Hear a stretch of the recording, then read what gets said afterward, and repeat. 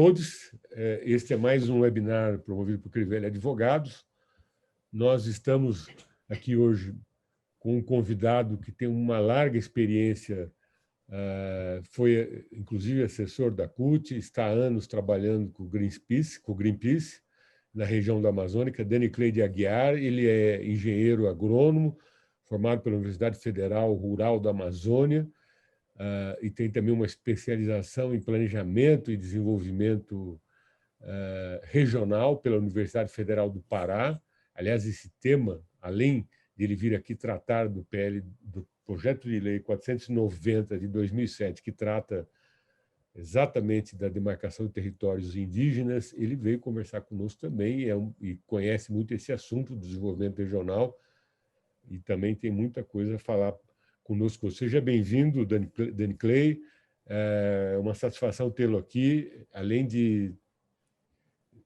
do trabalho que ele faz no Greenpeace, mas ele teve muitos anos na CUT. Eu tive a honra de trabalhar com ele em várias iniciativas que nós tivemos na Organização Internacional do Trabalho, período que eu fiquei 20 anos trabalhando na CUT.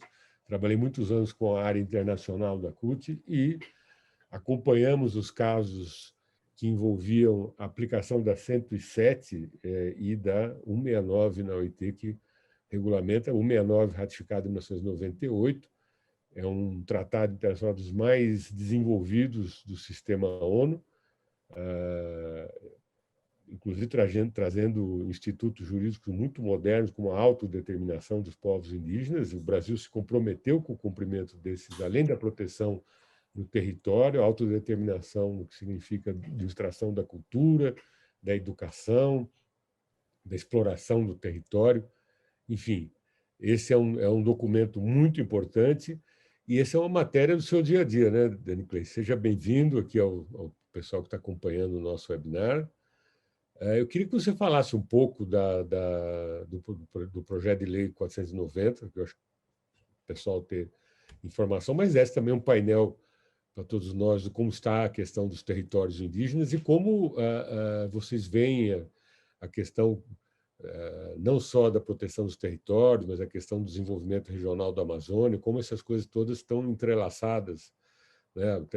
A defesa da ocupação da terra, enfim, como é que isso tudo está entrelaçado nessa frente política dos movimentos sociais e populares da Amazônia e também das populações indígenas. Eu agradeço. Boa noite, Crivella. É um prazer poder estar aqui com você, com os seus convidados, com todos vocês, os seus seguidores. Primeira coisa que a gente precisa lembrar, eu sempre falo isso quando a gente discute a questão indígena, que a questão indígena não é uma questão indígena, né? Pelos indígenas não tinha problema nenhum, estava todo mundo tranquilo e feliz. Quem provoca o problema é o não indígena. Então, acho que é importante a gente fazer traçar esse parâmetro. Eram mais de 1.000 povos, né, em 1500. Os estudos demonstram que nós tínhamos aqui nesse país mais ou menos 1.000 povos. Sobraram 300 e pouco, 305, digamos aqui. Nós estamos falando de algo em torno de 5 milhões de pessoas, né, quando Cabral desembarcou aqui. Agora nós falamos de pouco menos de 1 milhão. Então, assim, você tem a dimensão do genocídio que se constituiu nesse território. Acho que é importante a gente partir de qualquer análise a partir disso. A gente está falando de um genocídio que nunca parou. Ele continua em curso. Então, você tem hoje 305 povos, você tem aí quase 1 milhão de pessoas que continuam sendo alvo, né, de toda uma disputa, de todo um modelo que se tentou implementar na colônia descoberta em 1500. É uma discussão de modelo no final da história, porque é um modelo. Você estava lendo aqui recentemente um pesquisador da USP, ele disse o seguinte: o Brasil é o Brasil colônia que deu certo, né? O Brasil atual é o Brasil colônia que deu certo. Você tem tudo aqui, né?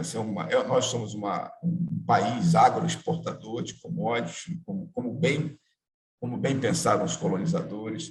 Continuamos com trabalho escravo, uma série de problemas que continuam se reproduzindo historicamente ao longo dos séculos. E com os povos indígenas não é diferente, né? não tem refresco para os povos indígenas no Brasil. O PL 490, né, e aí ele é um PL, mas ele é apensado de vários outros projetos de lei. Então, se juntou tudo quanto era maldade possível e imaginável em relação aos povos indígenas, se juntou num projeto de lei, que é o PL 490, que retrocede, né, em termos de direitos indígenas, que nos leva para o Brasil colônia de volta. Este governo que tanto dizia que queria voltar para os anos 50, impõe aos povos indígenas um retrocesso para 400 anos atrás, 500 anos atrás. Então, uma proposta de lei completamente inconstitucional, não guarda nenhuma relação com a Constituição, por vários motivos, né? Entre eles, tem aqui a situação, né, dos artigos, você tem o artigo 60, parágrafo 4º, do artigo 4º, por exemplo, né? Olha, só pode ficar na Terra, né, quem estava lá em outubro de 88. Né? Não tem. Se não estava lá em outubro de 88, você não pode, a Terra não é tradicional. É um absurdo. A Constituição não diz isso em nenhum momento, quando ela versa sobre direitos indígenas. Mas a bancada ruralista inventou essa ideia, criou essa ideia de que, não, se não tiver lá, não é terra indígena, é tudo menos terra indígena.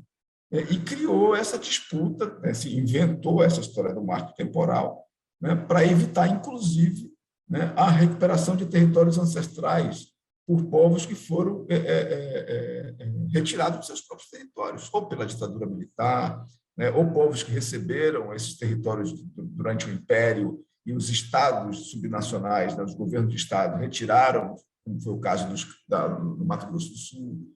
Então, toda essa perda territorial que foi acontecendo ao longo dos séculos, o marco temporal tenta inviabilizar qualquer tipo de retomada. Né? O Chucuru no Nordeste, o povo Chucuru no Nordeste que teve que retomar seu território. Né? Então, vários povos no Brasil, especialmente povos no Sudeste, Centro-Oeste brasileiro e no Nordeste, eles têm que fazer retomada de território, porque o território foi completamente conquistado à força pelo agronegócio historicamente. Então, o marco temporal conversa diretamente com essa disputa. No fundo, a disputa é terra.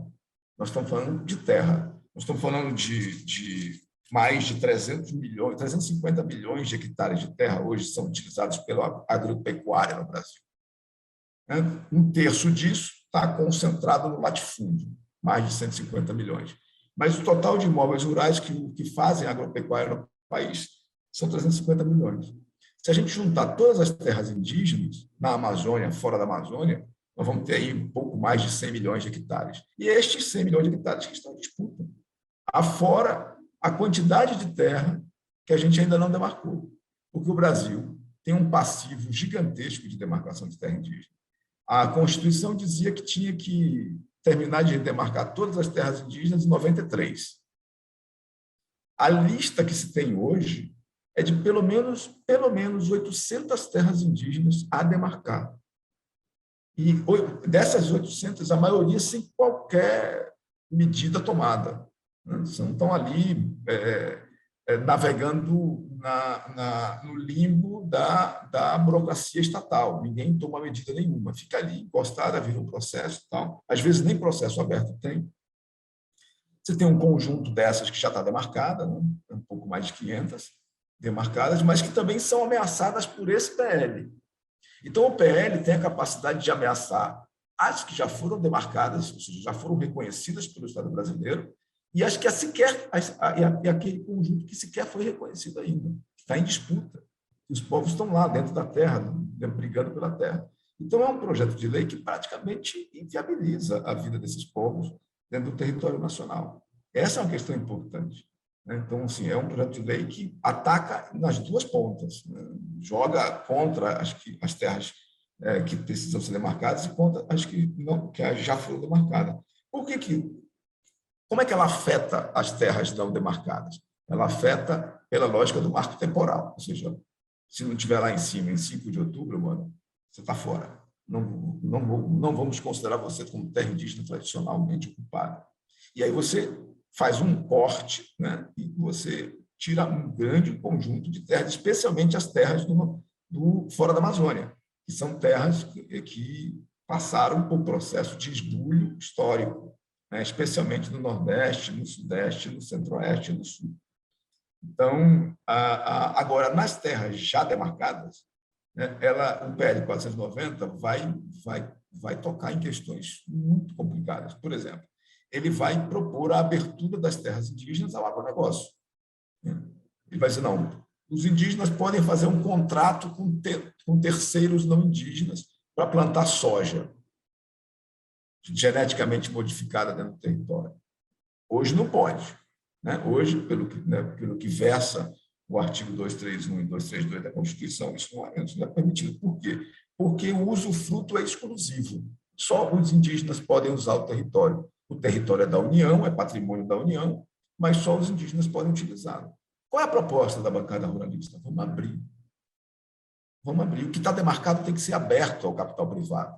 O que está demarcado tem que ser utilizado pela iniciativa privada. Nem que para isso a gente tem que se tornar sócio dos índios. Mas essa é a proposta que está colocada. E aí você abre não só para o agronegócio, mas você abre para qualquer atividade econômica. O PL é tão perverso que ele abre para qualquer atividade econômica, desde o plantio de soja ao garimpo. Você vai poder fazer garimpo dentro da terra indígena, desde que seja um contrato de meia, com, né, o garimpeiro entra com a máquina e o índio só assina no lugar, né, e recebe lá a porcentagem que eles acertarem que teria que receber. Então, assim, de cara, é um projeto inconstitucional em relação a isso. A Constituição não permite a quebra do usufruto exclusivo. Na verdade, o usufruto exclusivo foi um instrumento que o legislador, né, constituinte estabeleceu no documento, na Carta Constitucional, para proteger exatamente esses territórios do interesse privado no futuro. Então, o território, para ser protegido, ele tinha que ter, então, o seguinte, a garantia de usufruto exclusivo para os indígenas. Nós vamos recortar o território, vamos entregar patrimônio nacional, bora lá, mas fica na mão dos indígenas. E é essa a proposta que a bancada ruralista está fazendo. Vamos abrir tudo, não queremos saber. Está lá a proposta no PL. Se você folhear o PL, tem vários momentos que você vai ver coisas desse tipo. Por exemplo, libera o contato com povos isolados. Hoje a política é de não contato. Né? A FUNAI não faz contato com povos isolados. O PL está propondo, não, então vamos contatar. Né? Libera a política de contato, lógico, tem lá algumas condições, mas ele assume uma outra política que não é mais a política histórica que foi constituída pelos sertanistas brasileiros de evitar o contato. O próprio Sidney Poçoeiro diz numa entrevista à TV Cultura que ele mais se arrepende do contato. Né? Que no primeiro contato, quando ele encontrava com os povos, ele via um povo, né, alegre, feliz. Depois ele voltava um ano depois do contato, estava o povo morrendo de gripe, sarampo. Então, a coisa que ele mais se arrepende são dos contatos. Infelizmente, a gente, né,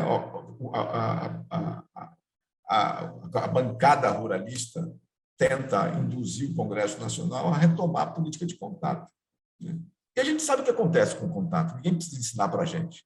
Contato é dizimação, contato é extermínio, contato leva, né, à erosão cultural, à erosão física desses povos. Então, o contato, não é à toa que esses povos não querem contato.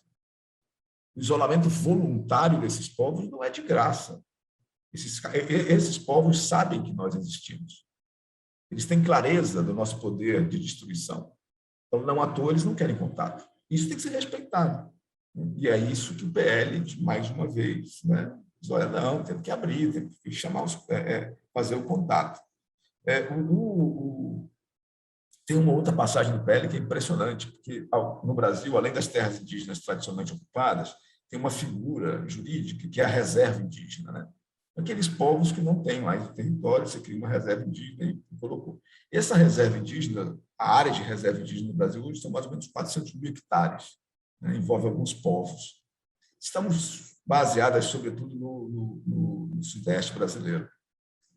E aí o PL versa o seguinte, olha, se o governo, num dado momento, achar que o índio deixou de ser índio, ele pode tomar as terras de volta.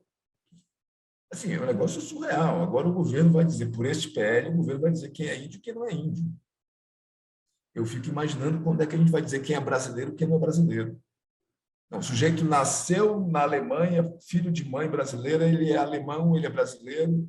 Assim, os direitos que se estendem à nacionalidade, né, não se estendem mais aos indígenas, só agora vamos dizer, não, o cara não é mais índio. Por que ele não é mais índio? Porque ele usa iPhone, porque ele usa uma bota, uma botina de couro. Então, assim, de um preconceito brutal, mas, na verdade, por trás do preconceito tem o quê? Terra, 400 mil hectares de terra que estão ali e que podem ser retomados para servir a nosso modelo de desenvolvimento agroexportador. Então, a discussão toda do PL gira em torno de terra, do avanço da fronteira agropecuária sobre os recursos naturais que a gente tem. Então, a discussão no final da história ela é civilizatória. O que os povos indígenas nos oferecem é muito simples. A relação deles com a terra é diferente da nossa. Né? A nossa relação não indígena com o território ela é produtivista, ou seja, a terra tem que produzir, a terra tem que se pagar. A relação dos povos indígenas com o território ela não é produtivista, pelo contrário, né? Eles são parte daquele território. E isso coloca em xeque, como dizia lá o doutor Eduardo Viveiro de Castro, isso coloca em xeque o capitalismo, porque os indígenas nem são pobres nem são ricos. Né? Os indígenas não se enquadram nessa disposição que o capitalismo resolveu colocar. Ó, eu tenho capital, você tem o trabalho. Os indígenas não se enquadram nisso. Então, eles são hoje, os povos indígenas hoje, são um problema, né, para o capitalismo, são um problema para essa discussão, porque eles não se enquadram nem como mão de obra, nem como capital. Então, a relação deles com a terra ela vai ser sempre um problema. Então, mantê-los sobre o território, garantir os seus direitos, é um desafio para a sociedade brasileira entender que nós precisamos aprender com esses povos. Né? Nós temos muito a aprender com os povos indígenas, além de tudo que a gente aprendeu.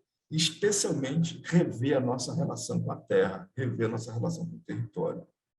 Eu acho que é essa, e aí esta revisão ela tem um poder de contribuir com o modelo de desenvolvimento do país. Porque nós não podemos viver num país que se determina, que se aceita na divisão internacional do trabalho como um mero fornecedor de matéria-prima. Os companheiros metalúrgicos devem saber melhor do que eu quanto a indústria desse país recuou. Nós somos um país que tem orgulho de exportar soja em grão e não produz iPhone, não produz tablet. É um país que está recuando na sua matriz econômica, reprimarizando a sua matriz econômica. E é em nome desta reprimarização da matriz econômica que a bancada ruralista propõe os maiores atropelos dos direitos indígenas. Agora, é importante lembrar uma coisa, todos que nos ouvem, a sociedade de forma geral: pau que dá em Chico, dá em Francisco. Se hoje o que está na mesa de negociação, de supressão, são os direitos indígenas, amanhã é o direito de qualquer trabalhador ou de qualquer trabalhadora. Amanhã se discute qualquer direito, inclusive da classe média brasileira. Então, a conta não vai ser paga pelos povos indígenas. Quem tá nos ouvindo e que tem a impressão de que essa conta está afastada de mim, não, esse não é um problema nosso, é um problema dos povos indígenas, não é. A conta, no final, vai ser paga por todo mundo, porque o avanço desse modelo ele se dá com base na supressão de direitos e na destruição de patrimônio natural. Então, são dois pilares desse modelo de desenvolvimento que o Brasil adotou, que o Brasil aceitou desde 1500. Né? Destruir floresta, né? E suprimir direitos. Então, se você olhar para toda a nossa história, né, essa é a nossa prática mais comum. Eu sempre digo, porque o Brasil só responde por 3% do carbono emitido no mundo.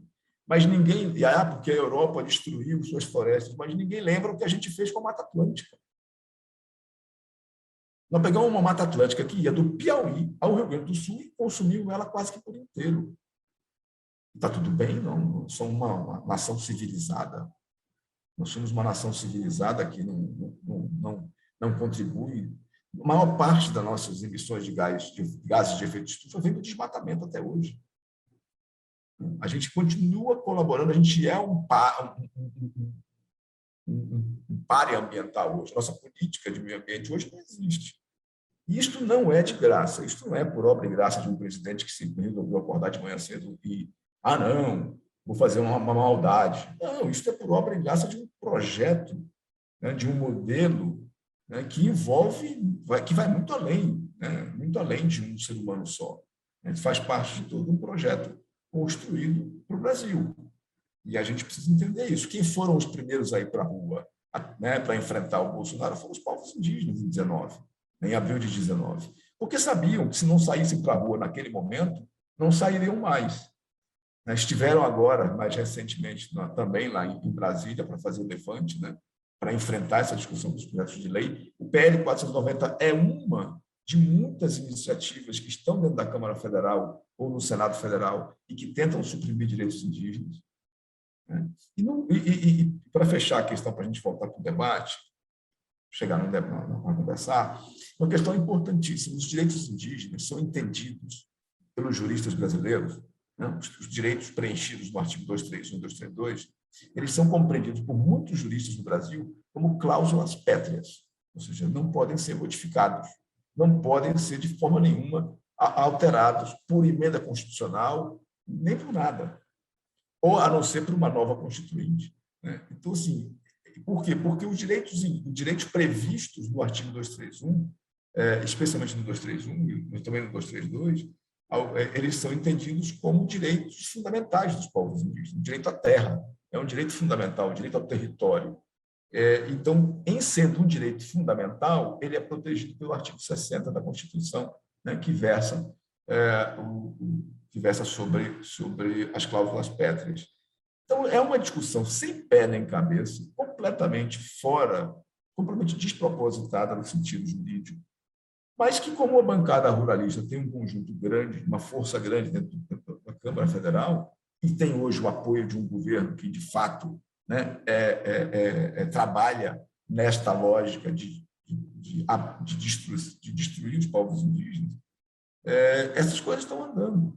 E é fundamental que embora ela possa passar, e eu acredito que ela pode passar dentro da Câmara Federal, mas ela vai ser contestada na Suprema Corte, sem dúvida nenhuma. Como já é contestado o marco temporal, né? Agora, no final de agosto, nós vamos, dia 25, depois do dia 25, nós vamos ter o julgamento da repercussão geral do marco, né, do caso do povo Xoclen, que é um povo lá de Santa Catarina, que requer, né, um território ancestral que hoje está sob posse da Fundação de Meio Ambiente de Santa Catarina, né, da Secretaria de Meio Ambiente de Santa Catarina.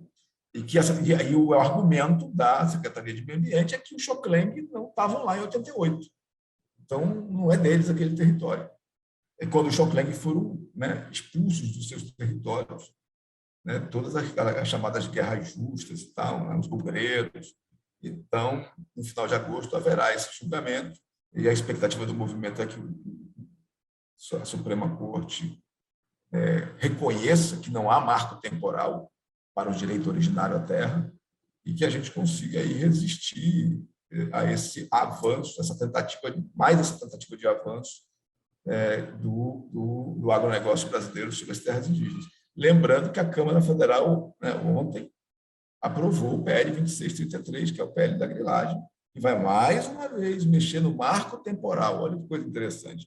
Se, de um lado, ele quer estabelecer o marco temporal para os povos indígenas, ali em 88, do outro lado, a mesma bancada fica tentando esticar o marco temporal para a regularização fundiária de quem invade terra pública, né? Puxa de 2008 para 2014.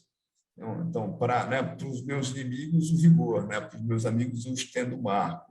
É uma clara, nós vivemos uma guerra por terra nesse país. Então, a gente está vendo aqui na Amazônia, no Pará, a gente está vendo os camponeses ligados à CONTAG, ou não, mas a CUT, sendo massacrados pelo latifúndio e sendo empurrado para dentro de terras indígenas ou unidades de conservação. Por quê? Porque a gente não faz reforma agrária. Então, assim, tem todo um que a gente fortalece, porque nós temos um projeto de poder político hoje em curso que fortalece o latifúndio. Então, não tem reforma agrária, mano. Te vira aí, invade uma terra indígena, invade uma floresta nacional, uma reserva extrativista. Não tem outro caminho. Então, assim, nós estamos vendo esse processo todo e isso tudo coloca em xeque o bioma amazônico, por exemplo. Né? Então, enquanto a gente não tiver uma discussão séria e honesta de modelo de desenvolvimento desse país, né, que nos liberte dessa condição de província agropecuária, sabe, a colônia do mundo, a gente vai continuar vendo essas disputas se darem, seja, né, dentro da sociedade, ali, na polarização da sociedade, seja dentro dos poderes constituídos. E eu tenho dito sempre o seguinte: a briga, a discussão, né, é terra, não tem conversa, você precisa entender isso. Tem um modelo que é concentrador de renda, concentrador de terra, e que destrói a natureza. Este modelo que está se impondo sobre o país. Então, nós precisamos lutar contra essa discussão, colocar esse negócio. E os caras têm uma bancada muito forte no Congresso, muito forte, né? Que trabalha com dia e noite para conseguir mudar e alterar o marco legal a favor desse modelo. Então, tem aí uma disputa grande para fazer, e aí é importante a solidariedade dos trabalhadores, da classe trabalhadora, a solidariedade dos metalúrgicos, de todos os segmentos da classe trabalhadora com os povos indígenas é fundamental, porque a volta é aquela história que eu falei, espalto dá em Chico, dá em Francisco. Hoje são os indígenas, amanhã pode ser qualquer categoria de trabalhador, né? E a gente precisa fazer esta solidariedade circular na região. É isso. Obrigado pela exposição, acho que você trouxe tantas questões, eu tenho muitas dúvidas para colocar, então eu vou tentar pontuar algumas coisas aqui. O problema da autoidentificação, que fica claro pela sua exposição, que o projeto PL 490 também ataca isso, né? Nós tínhamos avançado muito nisso, né? Antes até da discussão da ratificação da 169, mas está lá na 169 a autoidentificação, e nós conseguimos também, acho que no começo do século, aí, o reconhecimento pela Fundação Joaquim Nabuco do princípio da autoidentificação, que isso abriu as possibilidades, inclusive de constatação estatística da população indígena, muito além daquilo que a burocracia estava acostumada a tratar as populações indígenas no Brasil, e também os quilombolas e outras comunidades tradicionais. Como é que está essa discussão da autoidentificação? Como é que esse governo está trabalhando isso? Se eles também estão tentando reduzir essa garantia do ponto de vista dessa estratégia de minar esses conceitos, essas garantias jurídicas, via decisões administrativas, que nem esse parecer lá do governo Temer, da AGU, que tem causado tanto problema. Mas outra questão que eu queria que você tratasse também é toda essa disputa de terra, onde é que ela se concentra mais? É na região amazônica? Quer dizer, onde está o grande esforço de ocupar o espaço dos territórios indígenas e avançar sobre esses territórios? É na região amazônica? E aí eu te pergunto, a imprensa e alguns artigos aí especializados trabalham muito a ideia, né, de que o agrobusiness teria uma visão moderna sobre isso, né? A parte exportadora, a parte que está saindo bem no comércio internacional, mas tem a parte do agronegócio que está da porteira para dentro, e esses seriam, né? Eu não sei se isso é uma construção de alguns setores, né, empresariais, aí você teria a Idade Média aí da porteira para dentro, né? Eu diria o seguinte: serve aos interesses de exportação do Brasil essa visão de avançar sobre territórios indígenas, ou é uma economia apenas extrativista, espoliadora, seja de produtos naturais ou de minérios, enfim. Que visão de agronegócio se tem atrás dessa, digamos, essa sanha de invasão, de ocupação e de exploração econômica desses territórios indígenas? Não sei se ficou claro as minhas dúvidas. Enfim, era isso que eu queria que você tratasse um pouco. Claríssimo. Primeiro, esse é um governo que é assimilacionista, né? Para ele não tinha que ter isso. Todo mundo tem que viver, né, como não indígena. Essa história de viver conforme seus costumes e tradições é bobagem para este governo. Este governo, todo mundo é brasileiro, todo mundo tem aqui, todo mundo tem que fazer, tem que rezar, tem que... Então, a proposta desse governo é a incorporação dos povos indígenas à sociedade envolvente, que é a proposta histórica, desde que chegou o Cabral. Não tem espaço para multiculturalidade. O negócio de multiculturalidade neste governo, sobretudo, não tem espaço. Então, esse papo de multiculturalidade, muitos povos, precisa, vamos juntar aqui, vocês vão trabalhar aqui em parceria com os fazendeiros, com os garimpeiros, está tudo resolvido. Então, e se choca completamente, né, com tudo que a gente construiu em termos de civilidade, né, dentro do campo jurídico, né, todos os direitos indígenas previstos nos acordos internacionais, né, o direito ao reconhecimento, a Convenção 69. Então, mas esse é um governo que ignora todas essas peças, não tem, né, a menor preocupação com essa questão. E por isso mesmo deve ser combatido, né, porque quando você nega a pluralidade, né, quando você é um governo que nega a pluralidade, você pode negar qualquer outra coisa. Você pode negar a democracia, você pode negar o direito ao voto, né? Então, negar a pluralidade, para mim, é um sintoma de que esse governo precisa ser combatido dia e noite, né, em relação a essa questão. Onde que se concentra o conflito, né? Porque às vezes parece, mas olha, isso não é negócio lá na Amazônia. Pode parecer, mas não é. É verdade que a maior parte das terras públicas não destinadas no Brasil está na Amazônia? É verdade, são 54 milhões de hectares de terra pública que ainda não foi destinado. O que não foi destinado? Ou não é terra indígena, ou não é unidade de conservação, ou não é parque nacional, né, ou não é RESEX, não foi destinado ainda.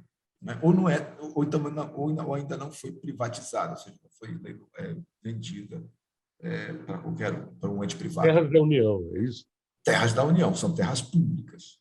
Né? Então, mas o fato é que também essa disputa não se dá em cima de terra pública. Muitas terras indígenas na Amazônia vão se reconhecer como terras indígenas em cima de terra pública não destinada. Vou te dar um exemplo. Terra indígena Sauré-Maibã, né? Fica aqui na região do Médio Tapajós.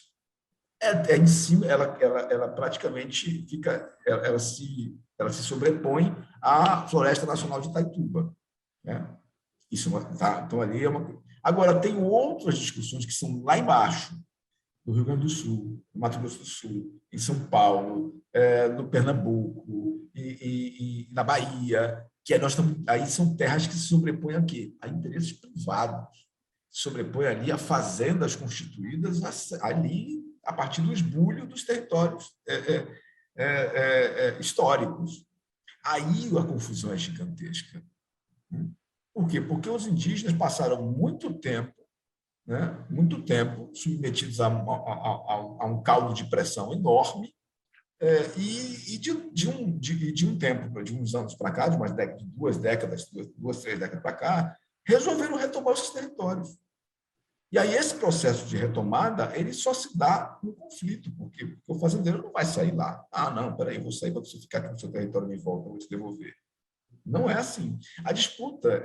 e aí as terras do Sudeste brasileiro, do Nordeste brasileiro, né, do Mato Grosso do Sul, especialmente do Sul também, são terras muito caras, porque são terras com infraestrutura, diferentemente das terras públicas da Amazônia, né, onde você não tem acesso, onde a energia não chega com facilidade. né? As terras de Pernambuco, no agreste pernambucano, são caríssimas, assim, e os fazendeiros não vão abrir mão dela nem por bem nem a pau. Então, tem esse embate histórico, e é daí que nasce essa história do marco temporal. Porque eu preciso dizer, ganhar na justiça, eu preciso que a justiça me dê razão que, olha, esses indígenas não estavam aqui em 88, essa fazenda é minha há gerações. Então, o marco temporal que está sendo, né, trabalhado neste PL 490 e em outras iniciativas, ele é fundamental para a sobrevivência desse modelo agroexportador, sabe? Desse modelo baseado no latifúndio. Sem isso, nós vamos continuar tendo conflito, né? Porque o direito à terra ele é imprescritível, o direito dos indígenas à terra ele é originário, né? Todo mundo que faz direito sabe disso. Ele é anterior ao direito que nós estabelecemos aqui quando chegamos. Então, a Constituição reconheceu isso, e aí ele é imprescritível, inalienável, né? Tem um monte aí de adjetivos que você pode dar a ele. Mas o fato é que os indígenas não perdem o direito ao território. E isso cria aí toda uma disputa, uma celeuma. Em relação à nossa reputação, né? Você tem um governo, eu digo sempre o seguinte, nós temos uma cruzada, veja bem, uma cruzada anti-indígena nesse país. Nós estamos vivendo hoje uma cruzada anti-indígena como poucas vezes se viu nos últimos, sei lá, 100 anos. É muito grave o que nós estamos vendo nesse país hoje. E essa cruzada anti-indígena, e essa que se soma a uma cruzada contra o meio ambiente também, né, as duas coisas se somam, ela não nos leva para o mundo desenvolvido. De jeito nenhum, pelo contrário, ela nos aprofunda no subdesenvolvimento. Nenhum país desenvolvido vai compreender, né, que o Brasil, para se desenvolver, precisa, né, suprimir direitos indígenas, de povos indígenas, e destruir o meio ambiente. Então, é uma pá de cal. Esse projeto, PL 490, o PL 2633, todos os PLs que estão aí para facilitar a vida do grileiro, né, do latifúndio, para facilitar a vida de quem invade a terra pública ou terra indígena, né? Esses projetos de lei são uma pá de cal na reputação desse país. Nós estamos colocando em xeque, inclusive, né, toda a economia que gira em torno desse agronegócio aí que está aí colocado. Porque os supermercados europeus já estão se movimentando com o boicote. Na Alemanha existe um movimento muito forte, né, na França também, de que as redes de supermercado parem de comprar produtos oriundos do agronegócio brasileiro, porque está envolvido com desmatamento e com supressão de direitos de povos e comunidades tradicionais. Então, assim, nós vamos enfrentar, e aí é uma discussão que não tem mais saída, o mundo mudou, os consumidores mudaram, o consumidor europeu, ou mesmo o consumidor brasileiro, ele não quer mais, saber de consumir carne, de consumir madeira, ou qualquer outro recurso que venha da terra, com esse tipo de mancha. Não quer mais saber, não, isso aqui é um produto de desmatamento, isso aqui teve na sua cadeia, essa cadeia de produtiva ela não é limpa de desmatamento, ou ela não é limpa em relação a direitos humanos. Então, o mundo mudou e aí, infelizmente, uma parte do agronegócio brasileiro, uma parte não é pequena, uma parte considerável, continua vivendo no século XIX ou no início do XX. O século XXI é completamente diferente. Então, nós precisamos, nesse debate, dentro da sociedade brasileira, fazer com que a vontade do consumidor impere em relação à vontade do fazendeiro. É a vontade do consumidor que tem que ser respeitada. Se ele quer ver os direitos indígenas respeitados, se ele quer ver o meio ambiente bem tratado, né, porque é um direito, né, constitucional de cada brasileiro, de cada brasileira, ter um meio ambiente equilibrado, o agronegócio brasileiro tem que respeitar. Ele tem que aceitar. Ele não é onipresente, onipotente. Não cabe ao agronegócio brasileiro tomar as decisões, né, pela sociedade. Então, acho que tem esse debate. Eu acho que o modelo que está colocado é um modelo ruim, é o que nós chamamos de economia da destruição. A nossa economia, a nossa matriz econômica é destrutiva, e aí nós precisamos discutir. Não tem esse negócio, não, vamos tapar, vamos botar um band-aid aqui, vamos botar um curativo ali. Não, nós temos que discutir a essência do nosso modelo econômico. Nós temos 140 mil quilômetros, velho, 140 mil quilômetros de rio destruído nesse país. Dá para ir à Lua e voltar umas porradas de vezes. Então, assim, não dá para conviver com uma economia que produz 140 mil quilômetros de rio destruído. Uma economia que tem mais de 70 milhões de hectares degradados. Então, assim, tem alguma coisa errada, né? E aí o errado é o modelo. O errado é a falta de debate em relação a esse modelo. Então, nós precisamos discutir, como sociedade, qual é o modelo de economia que a gente quer para entrar no século XXI e seguir avançando de forma, no sentido de transformar o Brasil num país realmente civilizado. Dani Clay, eu teria outras questões, mas nós temos mais gente inscrita aqui. O Valdir Tafarel, que é dirigente sindical, tem questões a fazer. Seja bem-vindo, Tafarel, companheiro aí, dirigente dos bancários de São Paulo. Pode usar agora, fazer sua pergunta, usar a palavra aqui, por gentileza.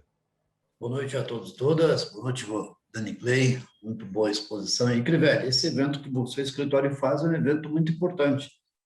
Pena que poucas pessoas participam e pena que o movimento sindical ainda não se apropriou disso. No limite do limite, o que acontece, a nossa vida está tão atribulada que a Central Única dos Trabalhadores, da qual faz parte, Dani Clay, ela se mede em emitir uma nota contra o PL 490. Isso é muito ruim. Mas, em contrapartida, todos os atos que eu fui aqui na Paulista, desde o dia 25 de maio, o número de participantes de algumas etnias indígenas eram grandes, é o que me chamou muita atenção. Então, assim, é bem aquilo que você falou, está existindo um movimento no Brasil. Eu estou aqui em Osasco. Osasco tem no governo do PT, descobriu-se, né, no governo do Emídio, descobriu uma tribo de índios aqui chamada Pancararés. E o Emídio deu toda uma formatação para que ele se regulamentasse, destinou um espaço para a construção de uma oca. Infelizmente, o projeto não foi para frente, o governo não foi para frente. O meu medo é esse tipo de destruição. Eu te pergunto, o ruim é que esses debates ficam só nesse meio. O pessoal daqui que está dando apoio à tribo Guarani, aqui no Jaraguá, eu passei o convite para eles, que falei, pô, vamos entrar lá, né, compreender um pouco mais o que está sendo debatido, porque, assim, eu percebo que tem muitos leões de WhatsApp, leões de redes sociais, mas na hora do debate realmente não é feito, né? Esse debate realmente é muito construtivo, minha filha está aqui do lado ouvindo, inclusive esqueci de passar para ela. Mas como que nós poderíamos ajudar nesse momento? Porque, assim, esses projetos de lei tramitam em Brasília, por exemplo, tem um projeto de lei que pode tributar mais ainda a categoria bancária, que é o famoso jabuti, né? Coloca no meio. Mas como que nós poderíamos contribuir mais ainda? A rede social ajudaria? O que falta para a gente fazer esse debate? Como que a gente pode agregar para divulgar mais isso? Porque uma coisa é certa, viu, Crivella? Infelizmente, a própria mídia de esquerda não dialoga. Eu passei um período na CUT, Dani, para encerrar minha fala aqui, eu propus, e dos atos que tinham de rua contra o Temer, eu propus que unificasse todos os sites sindicatos, todos, colocasse um pop-up lá, contra a reforma trabalhista. Rapaz, eu fui estraçalhado na CUT, eu percebi que não há um movimento lá. Porque se você consegue unificar todos os sites, colocar um portal único em todos os sites, eu acho que o movimento cresce bastante. Muito boa a sua exposição. Obrigado, viu, Crivella, pelo convite. O Tafarel, eu só acredito no diálogo entre as diversas categorias sociais, cara. Não tem para onde caminhar. Assim, ou o debate se estabelece, ou a gente constrói as pontes de diálogo. Por isso que eu digo, sempre uso essa frase, pau que dá em Chico, dá em Francisco, que a gente precisa entender isso.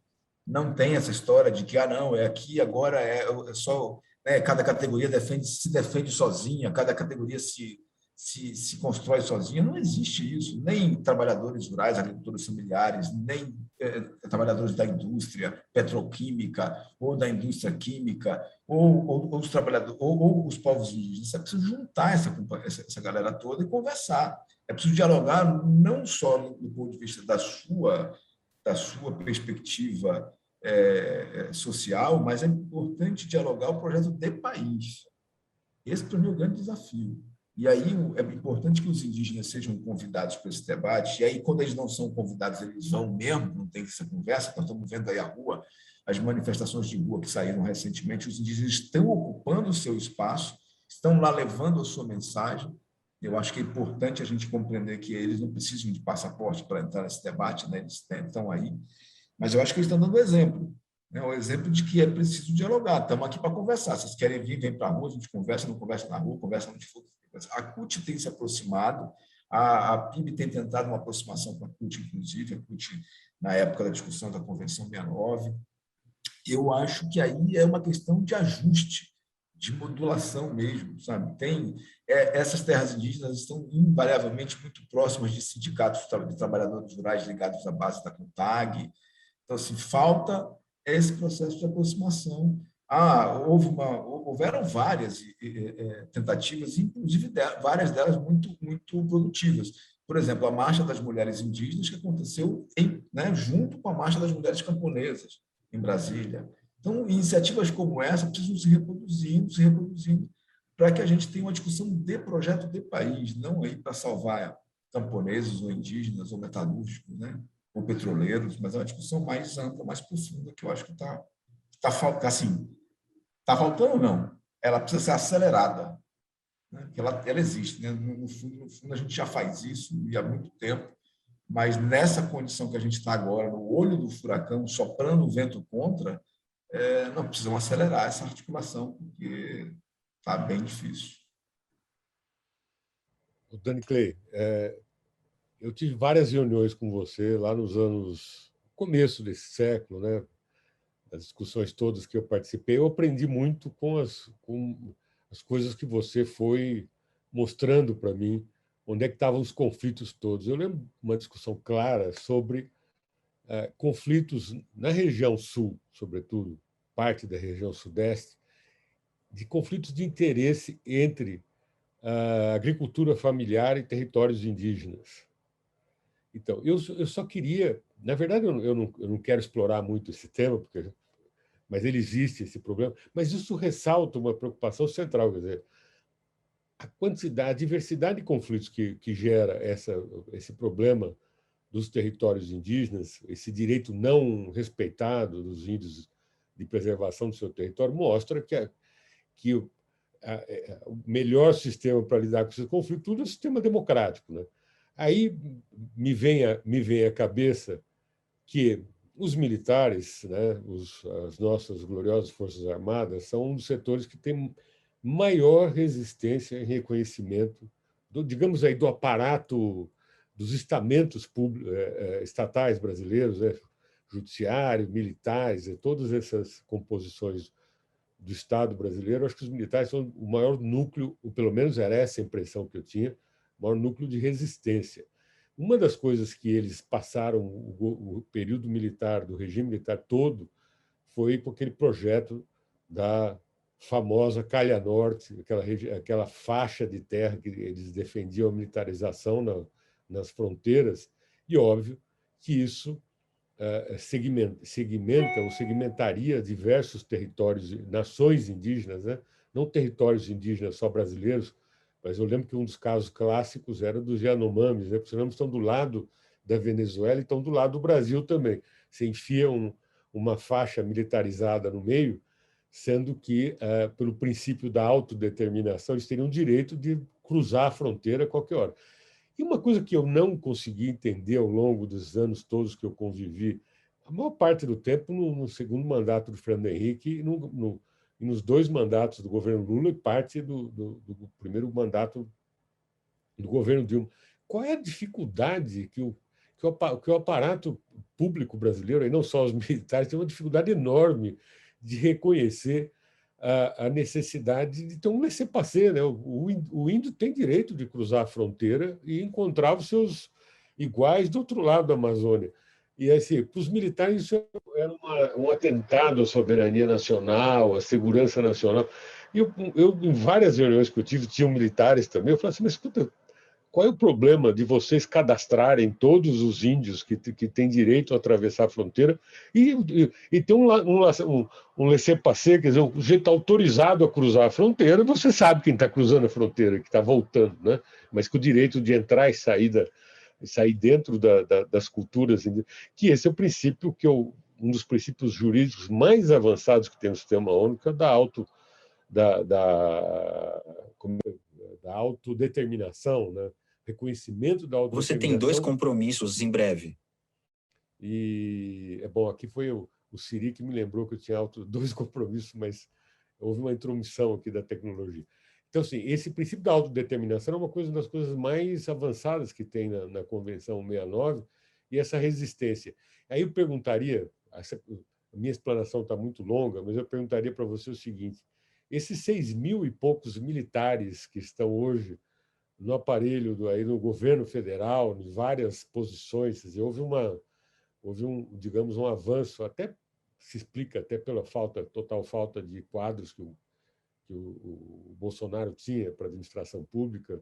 Chamar os militares se prestou tanto para resolver a carência de quadro deles, como também de capturar as Forças Armadas para um projeto de governo, né? Assim, de alguma forma vem piorando a forma como eles têm tratado. Você sente alguma interferência dos militares nesse debate também da determinação dos territórios, ou eles, digamos, refluíram nessa tentativa de colocar sempre limites nesse debate? Olha só, esse é um tema extremamente delicado, né? Porque Que eu o ia... princípio da o princípio da autodeterminação, ele é pavoroso para os militares. A autodeterminação, especialmente para o estamento militar mais elevado, é um negócio que, né, é tipo comunista, entendeu? Tem cuidado. Porque o princípio da autodeterminação, ele, na cabeça de alguns militares, da grande maioria dos generais, ele coloca em xeque a soberania mesmo, entendeu? Como é que esse negócio de índio vai, índios volta, entendeu? Esse negócio não existe, entendeu? Tem que ter controle da fronteira.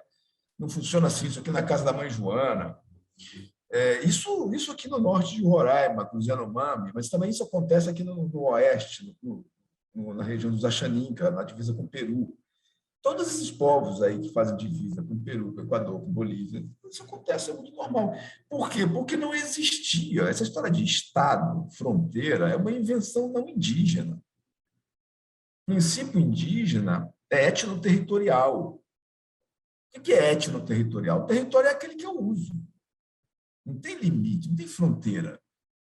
Até que eu lembro de um cacique me dizer uma vez: mas, doutor, o veado não sabe quando começa e quando acaba a terra indígena. Se eu estou caçando ele na mata, não tem esse negócio de... não, agora eu estou fora da terra indígena, você não pode mais me caçar.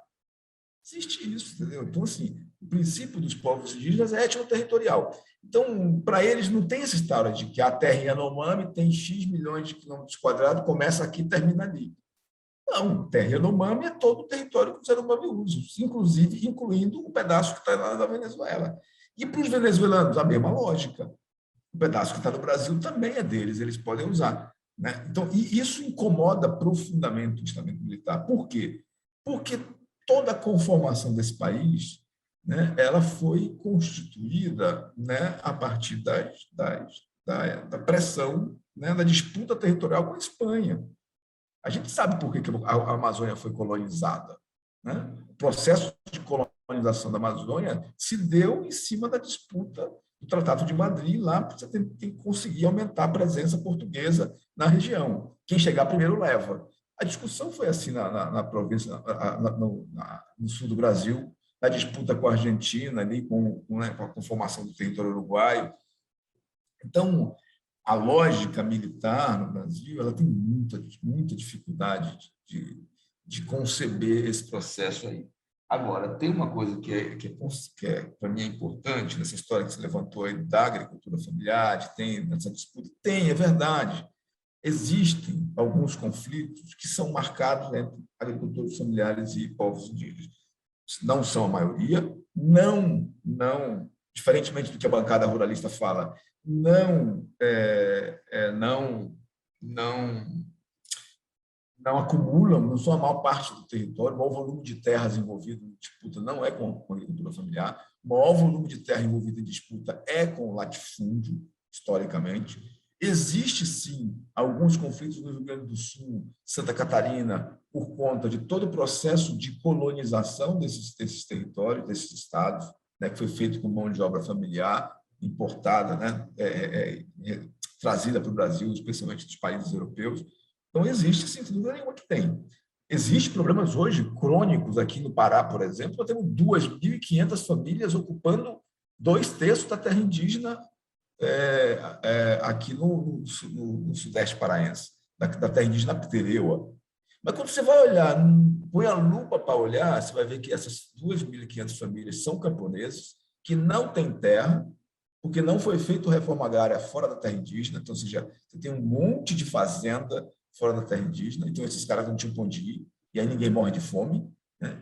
Eu não conheço ninguém que sente saber da estrada para morrer de fome. Vou parar bem aqui, vou morrer de fome. O sujeito vai dar um jeito de ganhar a vida, né? Legal ou ilegal. E você tem, agora, quando você põe a lupa lá perto, você vai ver que a maior parte da terra indígena está ocupada por grandes fazendeiros, que usam, inclusive, pequenos poceiros, né, com origem na agricultura familiar, para ocupar o território. Isso é muito comum na Amazônia, inclusive. Né? Na Rondônia, no Pará, no Acre, a gente tem visto isso. Então, assim, como diz o presidente da Federação dos Trabalhadores da Agricultura do Estado do Pará, presidente não, o secretário de Política Agrária, ele falou assim, precisamos levar a sério esse negócio de proteção das terras indígenas e das unidades de conservação, porque senão esse vai ser o único pedaço de terra que vai sobrar para nós camponeses, porque o latifúndio se consolida no Pará, se consolida na Amazônia.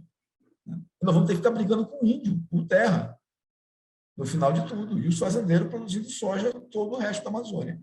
Então, é muito importante essa reflexão do companheiro da Federação aqui do Pará, porque é essa reflexão que tem que hegemonizar a discussão na direção da CUT, na direção da CONTAG. É a direção que tem que fazer essa reflexão, e essa reflexão já está sendo feita pela base. A base está cansada de enfrentar o latifúndio. A base está cansada de enfrentar o cano da espingarda. Assim, então, a gente precisa construir dentro dos espaços democráticos de debate político como é que nós vamos lidar com esses problemas, porque eles estão aí. E essa coisa com os militares não tem vida fácil, sabe? Eles não vão aceitar. As altas patentes não aceitam o princípio da autodeterminação, não aceitam a história de Convenção 69. Depois de Convenção 69, aí esquece. Não tem esse papo de Convenção 69 de que vamos ouvir os indígenas, papo furado, entendeu? Para os generais. Porque esses generais, todos que nós temos hoje aí, e vocês são, né, o que vai saber disso, todos aqui sabem disso, são generais que eram ajudantes de ordem de Geisel, de Médici. Ninguém aí, essa galera não é renovada, não é uma galera aqui, essa galera era tudo militar já durante a ditadura. Então, não estou falando de generais né, modernos, digamos assim, globalistas. Estou falando de generais que deram suporte, quando eram oficiais, né, à ditadura. Então, não vai ser fácil a vida dos povos em relação a isso, mas acho que tem uma coisa importante que você colocou na mesa, que é defender o princípio da autodeterminação. O princípio da autodeterminação tem que ser defendido a todo custo, né, por indígenas e por não indígenas, porque, do contrário, a gente vai ter problemas muito complicados lá na frente.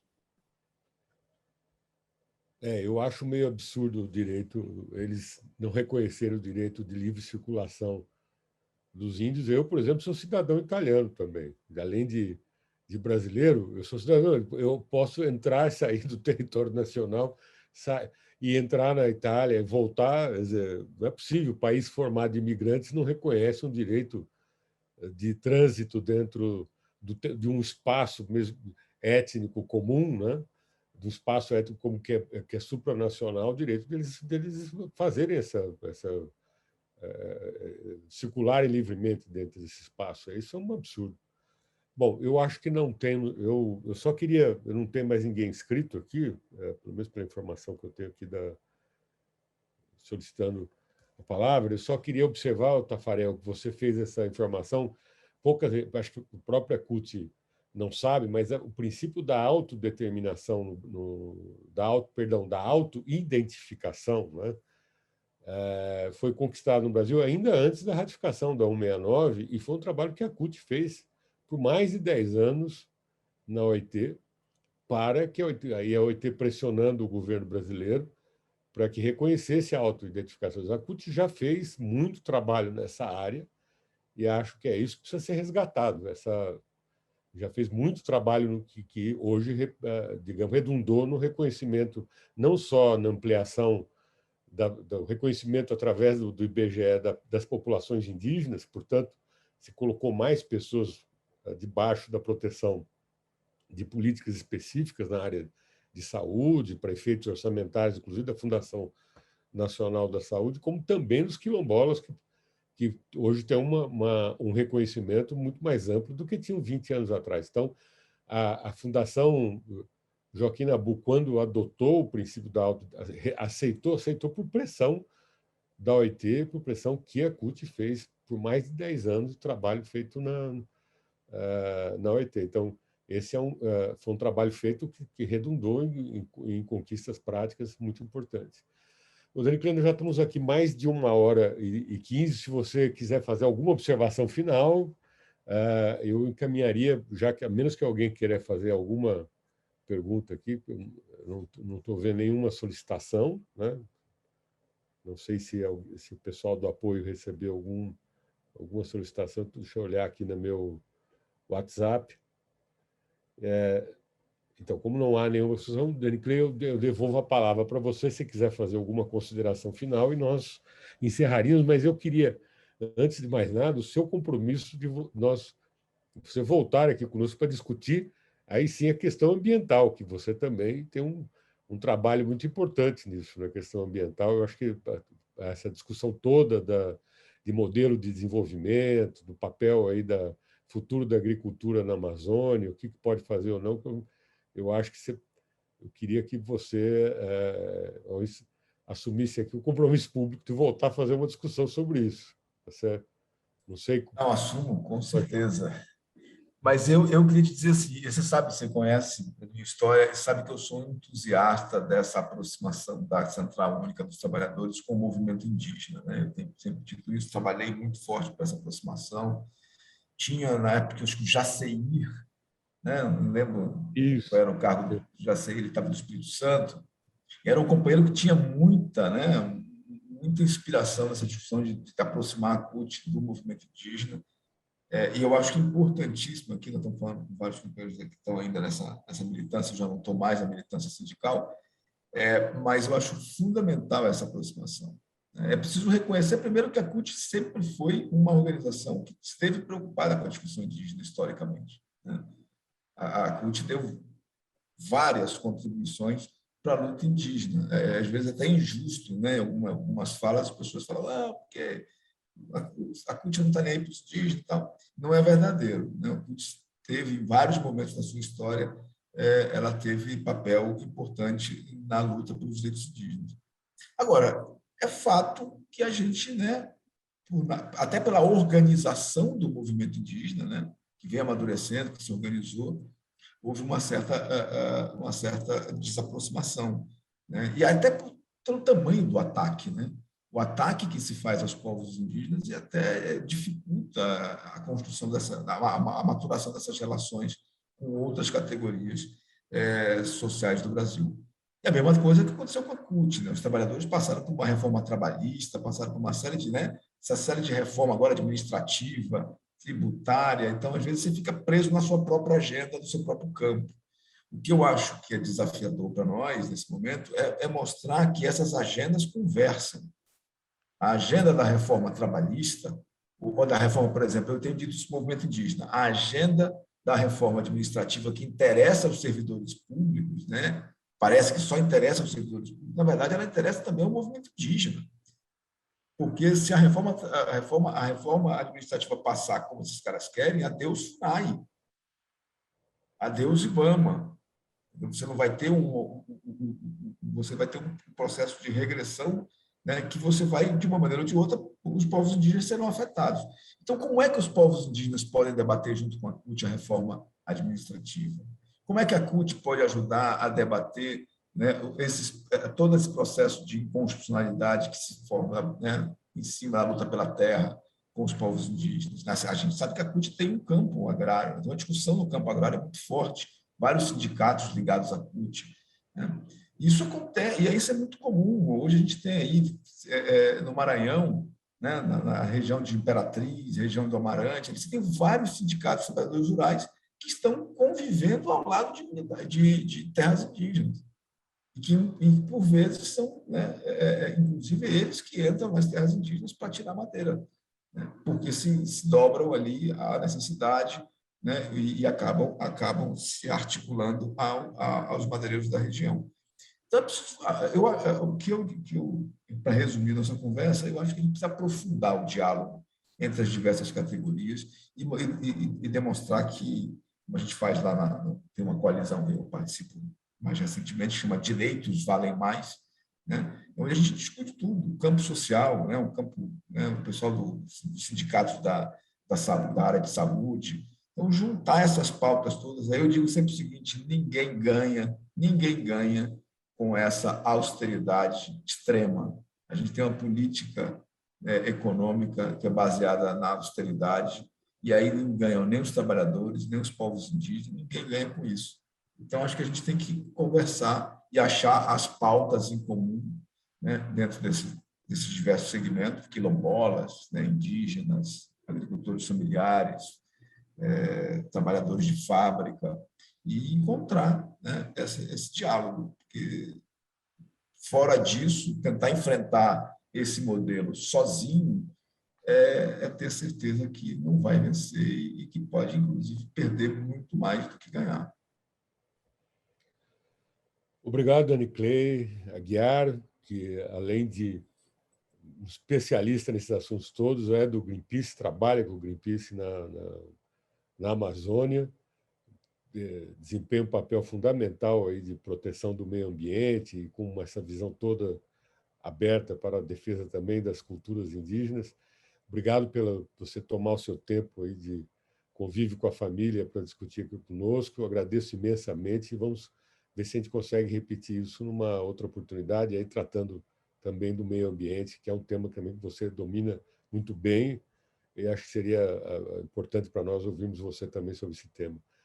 Eu agradeço a todos que estão acompanhando o nosso webinar de hoje, agradeço também a nossa equipe técnica, Ana Paula Gonçalves, que é a nossa produtora do programa, Simone Barros, que está aqui no apoio técnico, e Renan Almeida, com a sua empresa de vídeo, que é a produtora que é responsável pela qualidade técnica do vídeo, depois que vai estar disponível também no canal do YouTube, para aqueles que quiserem rever os nossos webinars. Para a próxima semana nós temos... Ana Paula, qual é a nossa agenda para a próxima semana, já para anunciar para as pessoas aqui? Então, se não tiver nenhuma desistência, vai ser a questão das polícias, né, e a crise política. Ia ser desigualdade, mas não vai ser. Nós vamos retomar a partir de um pesquisador do Rio de Janeiro que pesquisa a estrutura das polícias militares. Nós vamos retomar o debate sobre o papel dessa polícia no futuro político do Brasil. Aqueles que estão aqui se cadastraram vão receber também esse convite. Então, bom descanso a todos. Dani Clay, bom descanso. Agradeço a todos a presença. Até a semana que vem. Tchau.